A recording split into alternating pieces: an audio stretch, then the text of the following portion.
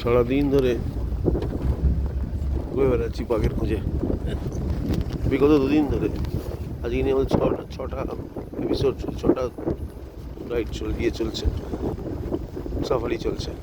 এখনও পর্যন্ত বাঘের দেখা পাইনি। চষে ফেলছি যাকে বলে, পিলিভিট, দুদুয়া। কিন্তু বাঘ কোথায় আছে কে জানে। প্রচুর দেখা যাচ্ছে, কিন্তু অনেকেই দেখতে পেয়েছে। এখানে একটা সম্ভাবনা আছে, কি হয়। ওয়েট, টাটা গাড়িটা আসছে সোজাসুজি।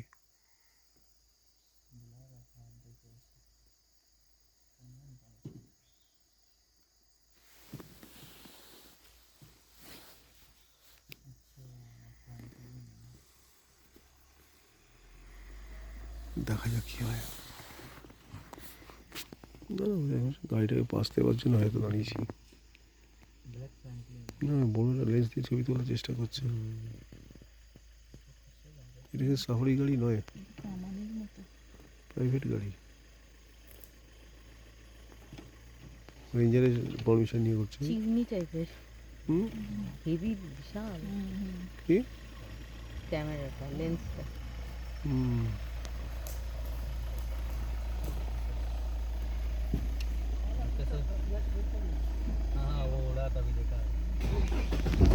গাড়িটাকে পাস করার জন্য দাঁড়িয়েছিল।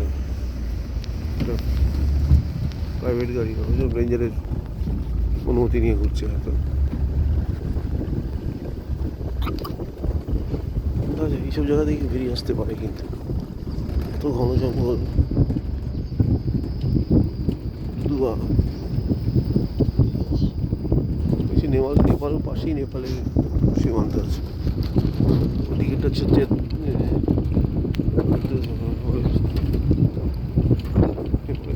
জঙ্গল আছে, ওইদিকে দুদুয়া।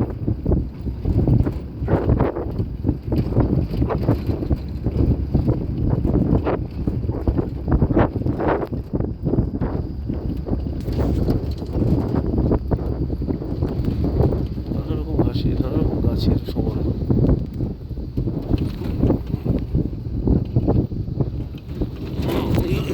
এই রাস্তাঘাট খুব খারাপ, রাস্তাঘাট খারাপ হয়। এই নতুন টাটা গাড়ি বার করেছে, একদম শেপ নেই কোনো গাড়ির। ফালতু গাড়ি এটা বার করেছে টাটার। কি গাড়িটা না জানো? জেনন নাকি? জেনন। নেপাল, এই যে বর্ডারটা নেপালের প্রশ্ন কি নাম করেছে জীবনটা? দুদুয়াতে দিকটা নেপালের একটা জঙ্গল আছে, সেগুলোর নামটা যেন ভুলে যাচ্ছে।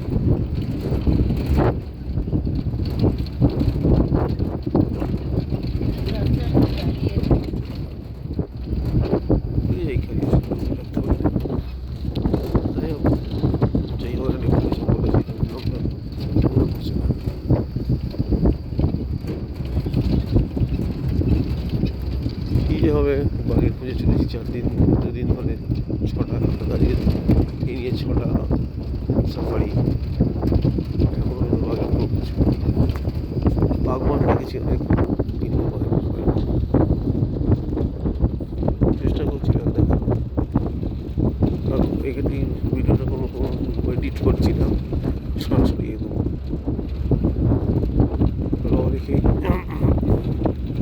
তো রাখার চেষ্টা করছি।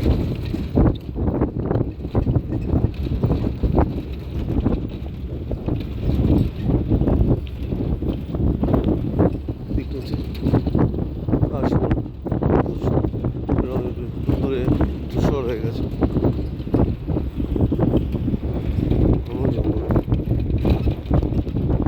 যে কোনো সময় বাঘবাবু চলে আসতে পারে, সতর্ক দৃষ্টি আছে সবার। দেখতে হবেই।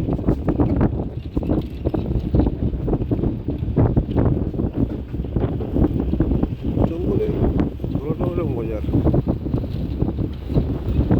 আমরা যারা কত গাছ, তাদের বিভিন্ন আকার, বিভিন্ন ধরনের।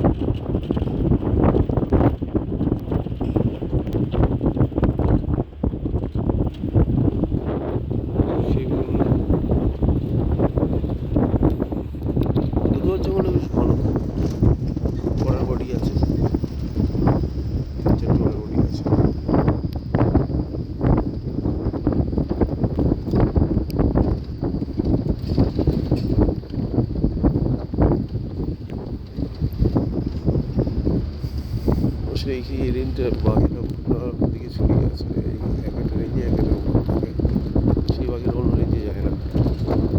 ওই এরিয়া যে বাঘেরা তারা আবার টুরিস্ট এরিয়াতে ঢোকে না। তাদের বাচ্চাদের নিয়ম আছে, বাচ্চাদেরও শেখায় মা বাঘিনী বাচ্চাদের কোলছাড়া করতে চায় না। ছোটো অবস্থায় তাদের ছোটো থাকে বাঘিনী শিকার ধরা শেখায় এবং রক্তের সাথে পাওয়ানোর চেষ্টা করে। হরিণ মানে ছোটো ছোটো হরিণ বাঘিনী কী করে, হরিণ মেরে মানে 80% মেরে বাকি 20% বাচ্চাদের দিকে দেয়। তারাই খেলা করতে করতে কিলিং এটা শেখে, প্রসেসটা শেখে। তারপরে যখন একটু বড়ো হয়ে যায় বাচ্চারা, তখন বাবা মা তাদের থেকে আলাদা হয়ে যায়, তো তারা নিজেরা স্বাবলম্বী হয়ে যায়। এটাই বাঘেদের নিয়ম।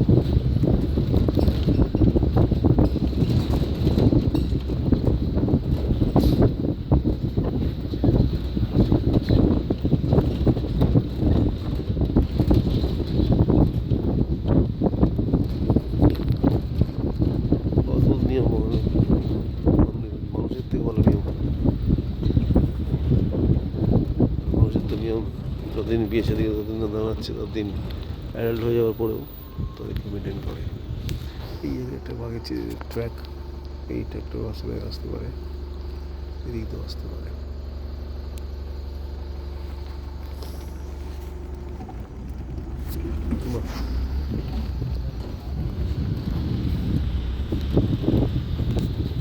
দুধুয়া ফরেস্ট, উত্তরপ্রদেশ।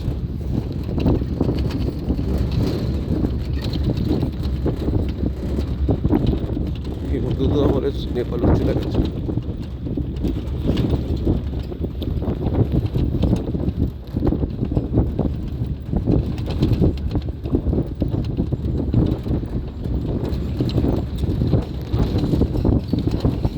নানারকম গাছ, নানারকম শেপ, এইসব জায়গায় বাঘেরা আসে।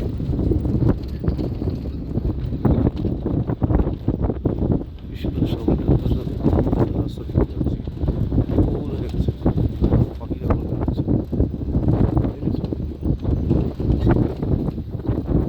এরকম জন্তু যেন দেখেছি, কিন্তু ওদের মেন টার্গেট হচ্ছে বাঘ। এগুলো দেখতে এসছি দূর থেকে, কলকাতা থেকে এসেছি বাঘ দেখতে।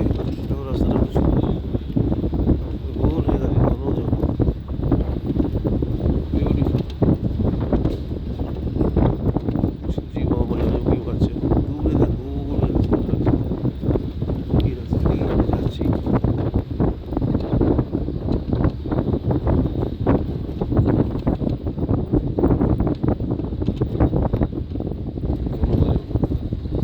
জঙ্গল দেখতেও মজা লাগে।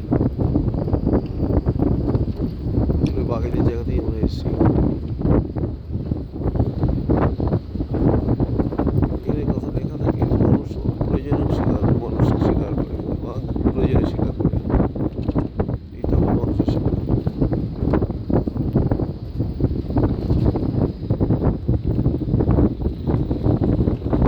চিতওয়ান, নেপালের যে জঙ্গলটা সেটা হচ্ছে চিতওয়ান, মনে করেছে। আর এরপর সেটা ইন্ডিয়ার সেটা দুধরেই ওদিকে চিতওয়ান হয়ে নেপালের চিতওয়ান হয়ে চলে গেছে। কোনো মুভি একটা, কোনো মুভি দেখতে হবে, এটাও নেই সেই বাঘ। এইসব রাস্তায় বাঘের বিচরণ ক্ষেত্র, সাইটিং হয়।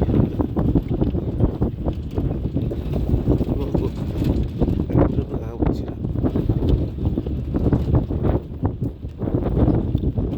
সবাই সতর্ক দৃষ্টিতে তাকিয়ে আছে বাঘের দিকে, কখন দেখা দেবে।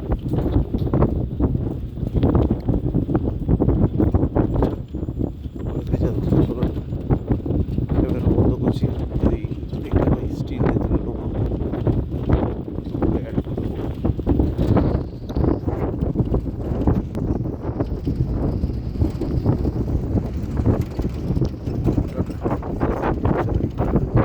চেষ্টা করবো বাঘের ছবি তোলার, প্রে করুন যাতে বাঘের ছবি তুলতে পারি। চ্যানেলটা এই উইয়ে টিপে এগুলো চ্যানেলটা সবাই শেয়ার করবেন যাতে আমার চেষ্টা আগামী দিনে আরও ভালো ভিডিও করতে পারি।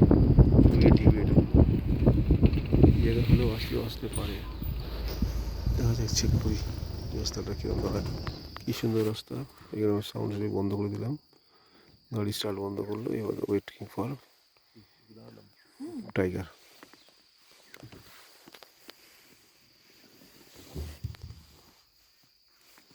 দাঁড়িয়ে তো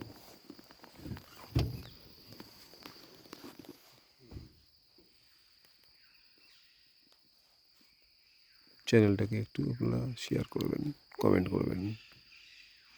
টাটা।